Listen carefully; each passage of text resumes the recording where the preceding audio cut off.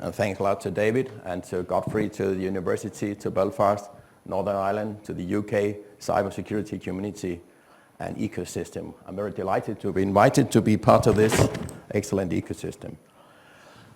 I would like to tell you how we try to do our business as a cluster. And see if I do it right. Here we go. Our name is CenSec. That means Center for Defense, Space and Security. We're not a business. We're not making money. We are a non-profit, non-political organization. We're not doing research. We're not government. So what are we doing? We are connecting these pillars in our ecosystem to fertilize them. These 6 areas represent our knowledge domains. Within these areas, we claim that we know something, or we know maybe a lot, or we know someone that knows really a lot about what is going on. Here you can see a few details about our cluster. We have 137 members now, mostly SMEs within the defense, space and security sector, because these are our domains. And mostly SMEs, but also some major companies, multinational companies, and some universities and technology centers as well, and a few advisors on services. So you can have this afterwards. You can see we started up in 2004, and now we are working as partly a private organization making commercial services for our companies on commercial basis. They pay a fee to be members. And then we are also hosting, like a governmental operator, the innovation cluster or innovation network. It depends on what you want to call it, for security, including defense, space security. So we do that on behalf of the Danish government. And this is an open approach, and I will tell more about that in a few seconds. Here you can see what we are doing for our members. It's generally business service. We upgrade them, we nurse them, we feed them, we grow them in order to live up to the motto of CenSec, which is we play each other good. And we don't do it with a back to the borders, we do it with our front to the borders in order to make complementary business cross-border. Now, this is our business model. And when I talk to companies or knowledge institutions like universities, technology centers, or others that want to join our organization, then I ask them, why do you want to join it? And then sometimes I know, sometimes I don't know. I say, okay, now I'll tell you about the 4 phases in our business model. The first one, it's what we call the market intelligence phase. We do a lot of the market intelligence that the companies, they lack time, they lack resources to do it. And we see, is this an opportunity? We make an evaluation of a market potential, and we try to present it to our members and other stakeholders that want to join such a meeting. And if nobody comes there, we're happy. We just started up a small kickoff event. But if lots of people come there and stay there and want to do more, then we apparently have found something with a market potential. And I thought about that before I forgot it, but to relate to the previous presentations, you can say we do not make research, we do not make products and money, we're not governments. We are connectors, so we are like the ones that make the Internet of Things also in other areas work. So we both make sure that the things are produced, and the Internet is just a connectivity that we ensure. And as you said in the beginning of your presentation, John, something about when suddenly we had the Internet of Things, what is this actually? But what did we have before? We had the Internet of Nothing. That's a little bit provocative, but we really didn't know. It was only connecting, but we didn't know what to connect. So it shouldn't be a surprise that we actually have things to connect now.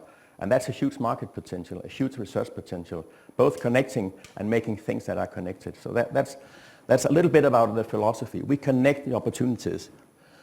So if we find out that this is a good idea, and I would return to an example about cybersecurity potential. The Danish government issued 1 year ago a strategy for cybersecurity, IT and cybersecurity, and we thought there may be some market potential here. So we try to invite stakeholders which jointly could present new value, because as I said, we play each other good. We meet not to take each other's money, but to make new money together. And when I say money, I mean we create value. And in my world, value means you can find someone that wants to pay. If they don't want to pay, it doesn't represent value. It can be preparation for value, but at the end, you need to have someone to pay. So we said, okay, this new strategy, it contains a potential for research, for capabilities, for the government, for the businesses, for the industry. So let's try to set up a conference. So we set up a conference where these 6 sectors, subsectors in the strategy was presented. We invited Philip to tell about the potential of your center, how you could maybe get involved in some complementary business and research in the Danish strategy. We involved others also from Estonia, from I think we had 13, 14 different nations there. Both academia, industry and governmental bodies. So, and we attracted 153 participants. So, okay, we saw right, this is an area of potential. So we gathered them, and during this, we, especially for the SMEs, we managed to bring them together business to business. Because if you can create a comfort zone, a business comfort zone, that we call it, it means I feel we have trust. So I want to do business with you. And trust is, in my world, divided into 2 important parts. One is a personal trust. The other one is a professional trust.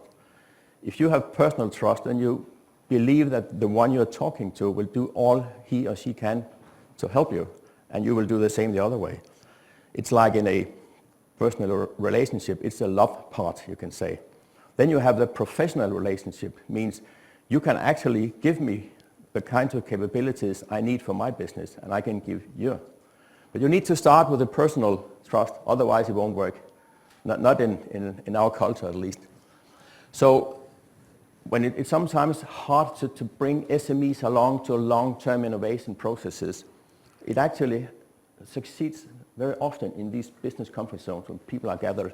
So we arranged parallel business-to-business meetings, business to government, business to academia, and government to academia, and then they actually start up developing new things. So this business comfort zone, like we have here over 2 days with good dinner and stuff, it's very, very efficient.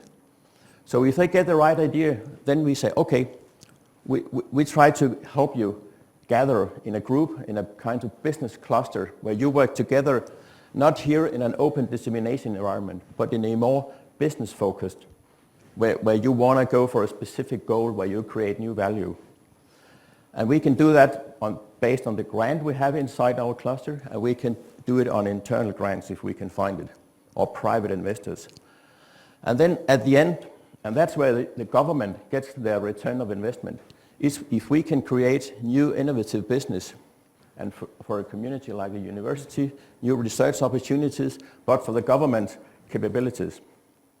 And you have to remember, when you talk to government, they basically don't care about the research process. They basically don't care about how well you run your business. What they want is capabilities.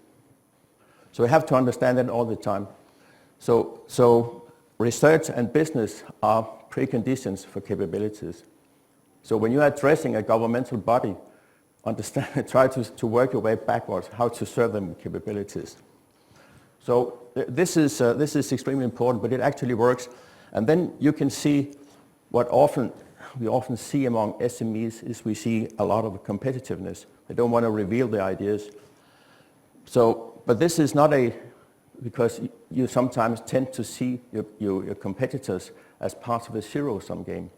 But this is actually a plus-sum game, because we meet to create new opportunities, new businesses, new research opportunities, new capabilities that were not there before, and then you have the return of investment.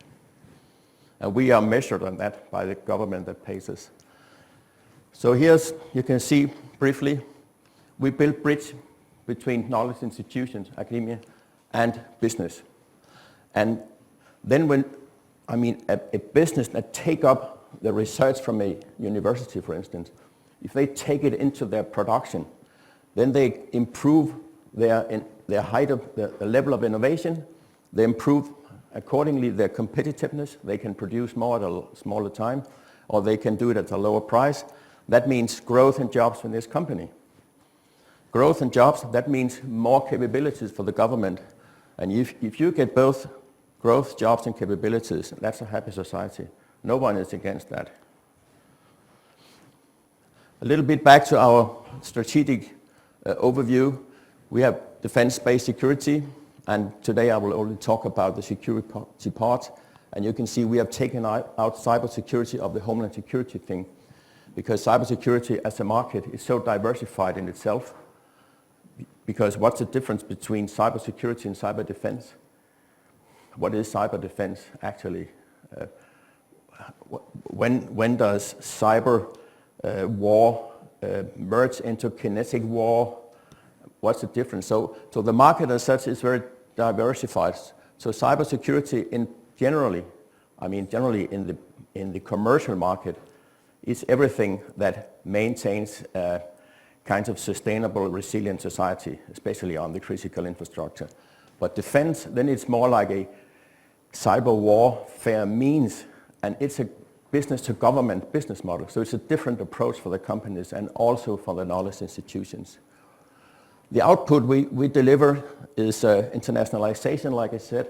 It's playing other countries, other regions good together with us and make these cooperation projects, like I told you in phase 3, bring together at least 2 companies and a knowledge institution. Then we can sponsor their approach. Matchmaking, bringing people together that usually don't have time to meet and don't know each other. And then knowledge transfer and competence development. Like I said, we nurse, feed, and grow the companies. So we have some generic topics that we touch upon from time to time. Yeah, so that was about the cybersecurity.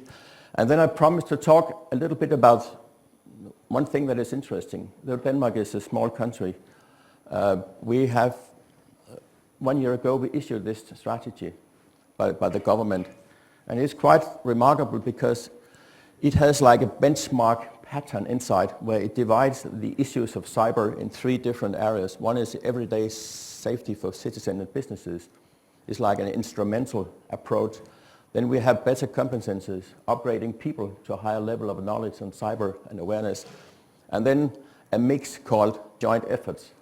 And one of these joint efforts is a demand to 6 specific sectors to develop their own cyber strategy. And that's where a specific market is for both research, industry, and all that want to contribute to this. And these 5 sub-strategies are all referring to a specific ministry which has responsibility for developing this strategy. And that's where we are pursuing. And Philip, he gave excellent presentation of your center's capabilities within the telecommunications sector. So we'll see next year this year how we can follow up on that. So I think that was more or less my words. We have time for a question maybe. Otherwise, thanks a lot.